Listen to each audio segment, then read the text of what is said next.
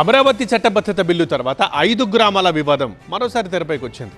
భద్రాచలం పక్కనున్న 5 గ్రామాల్ని ఇప్పటికైనా తెలంగాణలో కలపండి సార్ అంటూ కేంద్ర మంత్రి అమిత్ షాకి తుమ్మల లెటర్ రాయడం ఇప్పుడు మళ్ళీ హాట్ టాపిక్ అయింది.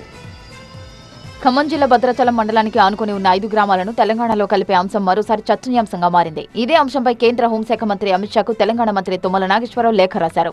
భద్రాచలం పక్కనున్న 5 గ్రామాలను తెలంగాణలో కలపాలని లెటర్లో కోరారు. పాలనా సౌలభ్యం కోసం 5 గ్రామాలను భద్రాచలంలో కలపాలని, అందువల్ల గిరిజనుల సమస్యలు తొలగుతాయని పేర్కొన్నారు. ఈ పార్లమెంటు సమావేశాల్లోనే విలీనం బిల్లు పెట్టేలా చూడాలని అమిత్ షాని కోరారు తుమ్మల.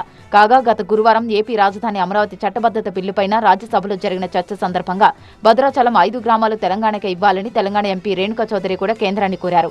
ఏపీ విభజన హామీలను రాజకీయ అవసరాల కోసం వాడుకుంటున్నారని, హామీలను అమలు చేయనందుకు నష్టపరిహారం చెల్లించాలని ఆమె నిలదీశారు. తెలంగాణకు ఇచ్చిన హామీలను విస్మరించారని, రైల్వే కోచ్ ఫ్యాక్టరీ, ఎన్టీపీసీ హామీలను నెరవేర్చలేదని రేణుకా చౌదరి విమర్శించారు.